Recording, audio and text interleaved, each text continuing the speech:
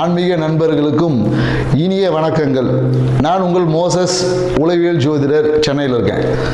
இந்த சனி பெயர்ச்சி ஏன்னாக இன்னைக்கு எந்த யூடியூபர் திறந்தாலும் சனி பெயர்ச்சி, 7.5 சனி, 8.5 சனி, 9.5 சனி, இப்படின்னு பார்த்தீங்கன்னா அஷ்டம சனி, அட்டாஷ்டம சனி, இப்படி பல சனி பகவானை பற்றின ஒரு பயமும் பீதி அப்படியே வைத்த யூடியூப்பை பார்த்தா முடிஞ்சு போச்சு அன்றைக்கே லைஃப்ன்ற மாதிரியான தகவல்கள். என்னடா இந்த சனி பெயர்ச்சி? சரி, இது சனி பெயர்ச்சின்னா சனி பகவான் அவ்வளோ ஒரு கொடூரமான ஆளா அப்படின்ற மாதிரி சனி பகவானை பார்த்து அலறக்கூடிய, பயந்து ஓடக்கூடிய அளவுக்கு அவரை அப்படி ஒரு டெரரிஸ்ட் மாதிரி அவரை வச்சிருக்காங்க. ஆனால் உண்மையாகவே நம்ம பார்த்தீங்கன்னா சனி பகவான் அப்படிப்பட்டவரா? சனியோட காரகத்துவம் அவ்வளோ ஒரு ஒஸ்டான காரகத்துவமா? இல்லை சனி பார்த்தா கோடி நன்மை, சனியை கொடுக்கறதுக்கு என்ன சொல்லுவாங்க, சனி பகவான் கொடுத்தா தடுக்கிறதுக்கு ஆள் இல்லைன்னு நம்ம சொல்லக்கூடிய அதே நண்பர்கள் தான் சனி பகவானை பற்றி இப்படி ஒரு விஷயங்களை சொல்லி நம்மளை பயம், குழப்பம், மனுஷன் எதையா பண்ணுறது அப்படின்ற ஒரு தயக்கம், குழப்பம் எல்லாத்தையும் போட்டு நம்மளை அப்படியே ஒரு முடிவெடுக்க முடியாமல் ஒரு திணற அடிக்கக்கூடிய தன்மையில் கொண்டு போய் விட்டுட்டு, இங்கே போனால் இந்த பரிகாரம் செய்கிறது, அங்கே போனால் அந்த பரிகாரம் செய்கிறது, பரிகாரமே செஞ்சுட்டு அப்புறம் வாழ்க்கை எப்படி தான் வாழ்கிறது, இப்படின்ற ஒரு குழப்பங்கள் எல்லாம் உங்களுக்கு இருக்கும்.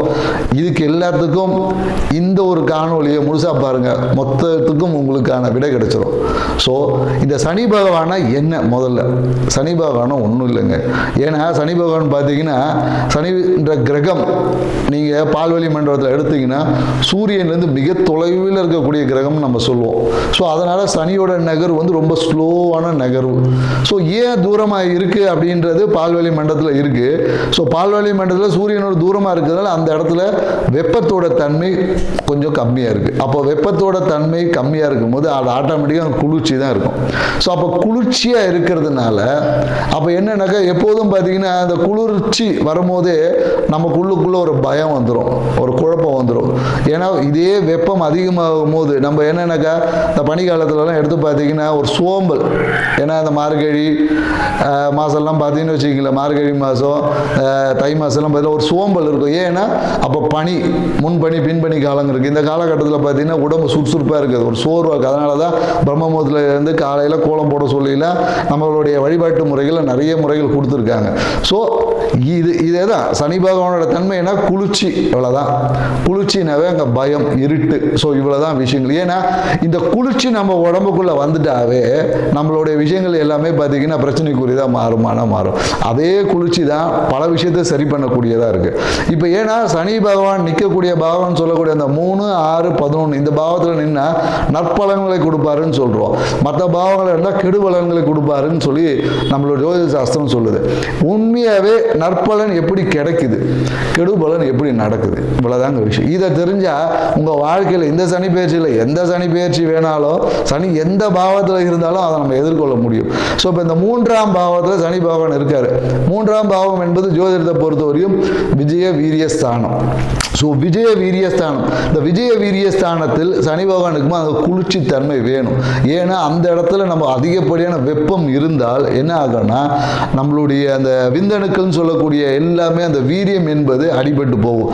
தேவையற்றத விரயம், உயிராற்றல் விரயம் அங்கே ஏற்பட்டுரும். அப்போ உயிராற்றல் விரயம் ஏற்பட்டால் நம்மளால் எந்த ஒரு விஷயத்தையும் முழுமையாக செய்ய முடியாது. நம்மளோட ஆயுள் என்பது குறையக்கூடிய வாய்ப்புகள் இருக்குது. ஏன்னா நம்மளோட வீரியம் எந்த அளவுக்கு, அதனால தான் நம்மளால பார்த்தீங்கன்னா இந்த வீர விளையாட்டுகள்லாம் வச்சாங்க. எதுக்கு வச்சாங்க? அந்த காளை அடக்கிற போட்டிலாம் வச்சாங்க. ஏன்னா அந்த 3ஆம் பாவம் வலுக்கும் போது தான் அந்த மரணத்தை எதிர்த்து போராடக்கூடிய ஆற்றல் நமக்கு கிடைக்கும். ஸோ அப்போ அந்த 3ஆம் பாவத்தை எப்படி இருக்குன்னா கொஞ்சம் குளுமையாக இருக்கணும். குளுமையாக இருந்தால்தான் நம்மளோட அந்த உயிர் ஆற்றல்னு சொல்லக்கூடிய, ஏன்னா அதனால தான் சனி ஈஸ்வரன் பட்டம் எதுக்கு சும்மாவாக கொடுத்தாங்க? ஈஸ்வரனாவே என்னன்னா அவர் தான் ஆயுள் காரகன். அப்போ ஆயுள் எப்படி இருக்கும்? 3ல் சனி பகவான் இருந்தால் நம்மளோட வீரியம் என்பது அந்த வெப்பத்தினால் விரயம் ஆகாமல் வீரியம் என்பது நீண்டதாக இருக்கும். ஸோ அப்போது நம்ம எடுக்கக்கூடிய காரியங்கள் எல்லாம் நிதானமாக எடுத்து வெற்றி அடையக்கூடிய வாய்ப்புகள் ஆட்டோமேட்டிக்காக வந்துடும். அடுத்தது பார்த்தீங்கன்னா இந்த 6ஆம் பாவத்தில் சனி இருந்தால், 6ஆம் பாவம்னா ருணரோக சத்துரு பாவம். ஸோ இந்த பாவம் என்ன பண்ணும் அப்படின்னு பார்த்தீங்கன்னா வச்சுங்களேன், ஒரு மனுஷனுக்கு ஒரு வியாதி எதனால் வருது அப்படின்னு சொல்லி மருத்துவம் சொல்லுதுன்னா வெப்பத்தால் தான் வருது. அதாவது என்ன சொல்லுவாங்கன்னா மருத்துவத்தில் என்னடா இது ரொம்ப மருத்துவமாக பேசுகிறேன்னு சொல்லி, ஏன்னா இன்னைக்கு வாழ்வியலுக்கு இதெல்லாம் தேவை இருக்குது. உங்கள் வாழ்விலே ஒட்டி தாங்க ஜாதகமும் நடக்குது, எல்லாமே இருக்குது. So alkaline acidic condition. உங்கள் உடம்பு எப்போ அசிடிக் கண்டிஷன் வருதோ, அசிடிக் கண்டிஷன் என்பது வெப்பம், அல்கலைன் என்பது குளிர்ச்சி. அப்போ நீங்கள் குளிர்ச்சி என்பது சனி பகவான் தான் குளிர்ச்சி. அங்கே குளிர்ச்சி அல்கலைன் என்பதே சனி பகவான். ஏன்னா நீங்கள் லெமன் சால்ட் போடும் போது அது அல்கலைன் வாட்டர். அப்போ அல்கலைன் சனியோட காரகத்துவம் தான் எலுமிச்சம்பழமே. ஸோ அப்போ அங்கன்னா அல்கலைன் வாட்டர் என்பது சனி பகவான் தான். அப்போ கேன்சரை குணமாக்கக்கூடிய ஆற்றல் கூட அதில் இருக்குன்னு தான் சொல்லுவோம். அல்கலைன் வாட்டர் குடித்தா கேன்சரை குணமாகும் என்று இன்னைக்கு மருத்துவம் ஒத்துக்குது. ஸோ அப்போது அந்த ருண ரோக சத்துரு 6ஆம் பாவத்தை சனி பகவான் இருந்தால் இருக்கக்கூடிய மொத்த நோயும் காலி, நோயே இல்லை. எதிரி என்பதே நமக்கு கிடையாது, எதிரியே நண்பன் ஆயிடுவான்.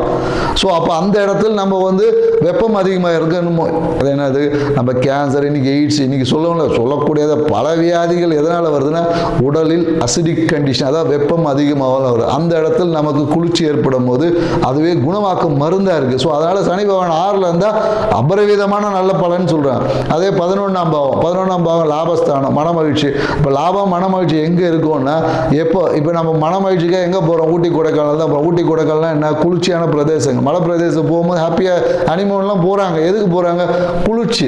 அப்போ அந்த குளிர்ச்சி இருக்கும்போது தான் மனம் என்பது மகிழ்ச்சி அடையும். மனம் என்பது தேவையில்லாமல் எங்கே, மனம் என்பது அதிகப்படியான வெப்பத்தினால மனம் என்பது அலைபாயும். ஆனால் அந்த இடத்துல அலை போயாமல் அப்படியே கூலாக நிற்கும் போது உங்கள் லாபம் மன மகிழ்ச்சியெல்லாம் பெருகும். ஸோ அப்போ இந்த சனி பெயர்ச்சி, ஏன்னா இந்த அறிவியல் பூர்வமாக சில விஷயங்களை ஏன் இங்கே நம்ம சொல்கிறோன்னா, எல்லாரும் ஆன்மீக ரீதியாக நிறைய கருத்துக்கள் சொல்லியிருப்பாங்க. இங்கே அறிவியல் பூர்வமாக ஏன் சொல்லணும்னா, இன்னைக்கு மக்கள் அறிவியலை தான் நம்புற, அறிவியல் சொல்ல தான் ஏற்றுக்கு நம்ம இன்னைக்கு போகிறோம். அப்போ அறிவியல் பூர்வமாக ஒரு விஷயத்தை அணுகும் போது இந்த சனி பேச்சில் எந்த கிரக பேச்சையும் இலகுவாக நம்மளால் கடந்து அந்த தன்மையிலேருந்து நம்ம ஜெயிச்சு மேன்மை பெற முடியும். நம்ம வாழ்க்கையை அடுத்த ஒரு நிலைக்கு கொண்டு போக முடியுமானா கண்டிப்பாக முடியும். ஸோ அதை தான் நம்ம இங்கே சொல்ல வருது. ஏன்னா இந்த கோயில்கள் நிறைய பரிகாரங்கள் சொல்லப்படுது. இந்த கோயிலுக்கு போனால் என்ன நடக்கும்னா, நம்மளுடைய ஏன்னா சனியோட தத்துவம் பார்த்தீங்கன்னா ஆகாய தத்துவம். அதாவது என்னன்னாக்கா கோயில்கள் எல்லாமே விமானம் வச்சிருப்பாங்க. பழங்காலத்து கோயிலில் பார்த்தீங்கன்னா இந்த 12 வருஷம் இந்த குடமுழுக்கெல்லாம் போடுவாங்க, அந்த விமானம் சொல்லுவாங்க. அந்த விமானம் என்பது என்னன்னாக்கா பிரபஞ்சத்தோட தொடர்பு இருக்கும். அப்போ அந்த விமானத்தின் வழியா நீங்க கோயிலுக்கு போக உங்களோட ஆகாய தத்துவம் என்பது விரிவடையும்.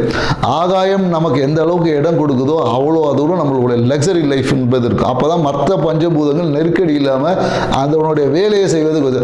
அப்போ ஆகாயம் என்பது அந்த இடத்துல விரிவடையும்.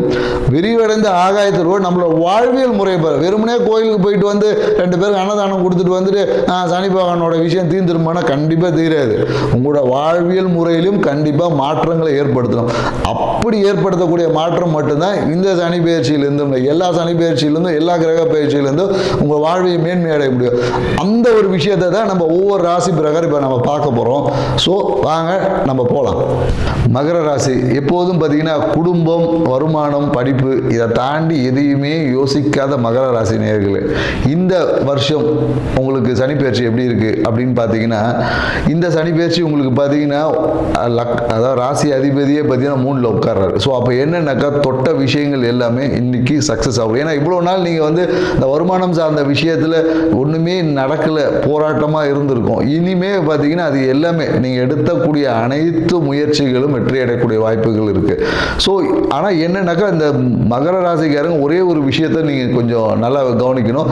அரசு சார்ந்த விஷயத்தில் எப்போதும் உங்களுக்கு அது கொஞ்சம் எச்சரிக்கையாக இருக்கணும். ஏன்னா இந்த மகர ராசிக்காரங்க விக்கு வச்சாங்கன்னு வச்சுக்கிங்களேன், அவங்களோட லைஃபே அடுத்த நிலைக்கு என்பது நகர மாட்டேது. அதனால் இந்த மகர ராசிக்காரங்க இந்த விக்கு வைப்பதை கொஞ்சம் தவிர்த்துக்குங்க. ஏன்னா இந்த சனி பேச்சில் எப்போதும் நீங்கள் விக்கு வைக்காமல் இருந்தீங்கன்னாவே சிறப்பு. ஏன்னு வச்சுக்கலாம், ஒன்றுமே இல்லை. நீங்கள் இந்த ஏன்னா மகர ராசி தான் ரஜினிகாந்த் சார், அவரும் பார்த்தீங்கன்னா என்ன அந்த பாபா படத்தில் துண்டு கட்டியிருப்பார், அது படம் ஓடவே இல்லை. ஏன்னா ஆன்மீக படமாக இருந்தாலும் படம் பார்த்தீங்கன்னா ஓடலை. அதே பற்றி இந்த மகர ராசிக்கு இந்த அம்மா சென்டிமெண்ட் ஒர்க் அவுட் ஆகும். ஏன்னா பார்த்தீங்கன்னா அம்மாவை அவர் நிறைய படம் பண்ணியிருப்பார், எல்லா படமும் சூப்பர் ஹிட் படமாக இருந்திருக்கும். ஸோ அதனால் உங்களுக்கு எப்போதும் பார்த்தீங்கன்னா இந்த அம்மா சென்டிமெண்ட் ரொம்ப இருக்கும். அம்மாவையும் நீங்கள் தெய்வமாக கும்பிடலாம். ஆனால் என்னன்னாக்கா அம்மாவுக்கும் உங்களுக்கு அவ்வளோ சீக்கிரத்தில் அந்த உறவு என்பது கொஞ்சம் சின்ன சிக்கல் இருக்குது. ஆனால் நீங்கள் அம்மாவை தான் கும்பிட்டாகணும், வேறு வழி இல்லை. மேலும் என்னன்னாக்கா நீங்கள் இந்த சுப்பிரமணியர் வழிபாடு, முருகர் வழிபாடு நீங்கள் செஞ்சீங்கன்னு வச்சுக்கோங்க, வாழ்க்கையில் மிகப்பெரிய ஒரு உச்சத்தை அடையக்கூடிய வாய்ப்பு இருக்குது. இந்த சனி பேச்சுக்கு நீங்கள் என்ன பண்ணணும்னா நீங்கள் ஒன்றும் பண்ண தேவை, நீங்கள் சும்மா இருந்தாவே நீங்கள் சக்ஸஸ் வந்துடும். ஆனால் என்னென்னா என்னன்னாக்கா இந்த உடல் சார்ந்த விஷயத்தில் கொஞ்சம் கவனம் தேவை. ஏன்னா இந்த கழுத்து சார்ந்த விஷயம், கழுத்தில் பார்த்தீங்கன்னா இந்த கரும் படைகள் அந்த மாதிரியான சிறு சிறு விஷயங்கள் வருவதற்கு வாய்ப்புகள் இருக்குது. ஸோ மேலும் உங்களோட உயர் அதிகாரி சார்ந்த விஷயத்தில், உங்களுடைய அந்த அரசு கவர்மெண்ட் சார்ந்த விஷயத்தில் கொஞ்சம் எச்சரிக்கையாக இருக்கணும். ஏன்னா இந்த காலகட்டம் அந்த அளவுக்கு ஃபேவரபுளாக இல்லை. ஸோ அதனால் நீங்கள் கொஞ்சம் கவனமாக இருக்கும். ஏன்னா இந்த வேலை சார்ந்த விஷயத்தில் இந்த காலத்தில் வேலை பளு அதிகமாக இருக்கிறதுனால தூக்கம் குறைவாக இருக்கிறது. அதனால் உடல் கொஞ்சம் உஷ்ணமாகும். அப்போ நீங்கள் என்ன பண்ணலான்னா, அந்த உடல் உஷ்ணத்தை குறைக்கக்கூடிய ஒரு இளநீர் குடிக்கிறது உங்கள் உடல் உஷ்ணத்தை குறைக்கக்கூடிய வாய்ப்புகளுக்கான தன்மைகளை நீங்கள் கொஞ்சம் வளர்த்துக்கணும். ஆனால் தூக்கத்தை கண்டிப்பாக வச்சுக்கணும். நீங்கள் தூக்கத்தை மட்டும் சரியாக வைத்துக்கொண்டால் இந்த சனி பயிற்சி உங்களுக்கு வெற்றி, மகிழ்ச்சி எல்லாத்தையும் கொடுக்கும். ஆனால் இப்போ இந்த குழந்தைக்காக வெயிட் பண்ணவங்களுக்கு எல்லாமே இந்த காலகட்டத்தில் இந்த குழந்தை பாக்கியம் என்பது கண்டிப்பாக இருக்கு.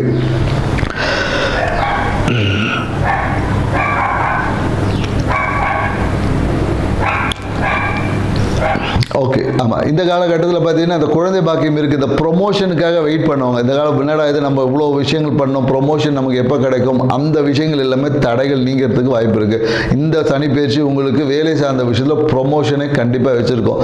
இமேலும் என்னென்னாக்கா இந்த சுற்றத்தாரோட அந்த அளவுக்கு ஒரு நல்ல ஒரு தொடர்பு இருந்திருக்காது. அதில் ஏதாவது சின்ன சின்ன பிரச்சனைகள், ஏதாவது உரசல்கள் இருக்கும். இந்த விஷயம் எல்லாமே இருக்கும். உங்கள் சுற்றமே பார்த்தீங்கன்னா உங்கள் வீட்டில் இருக்க பக்கத்து வீட்டு அண்டம் எல்லாமே, அண்டத்தார் எல்லாருமே உங்களோட நல்ல உறவுகள் இருக்கும். அதனால் கொஞ்சம் ஒரு அழுத்தம் இருக்கும். ஏன்னா அவங்க நிறைய சொந்தக்காரங்க நிறைய வந்தாலும் சரி, பக்கத்து வீட்டு நிறைய வந்தாலும் அதுக்காக உங்களுக்கு ஏதோ ஒரு ஆஃபர் கொடுப்பாங்க, ஏதோ ஒரு வேலை வாங்குவாங்க. ஸோ இந்த மாதிரியான விஷயங்கள். மற்றபடி அவங்க மூலயமா உங்களுக்கு நிறைய அனுகூலம் கிடைக்கும். அதன் மூலிமா நீங்கள் எடுக்கக்கூடிய முயற்சிகள் எல்லாமே வெற்றி அடையும்.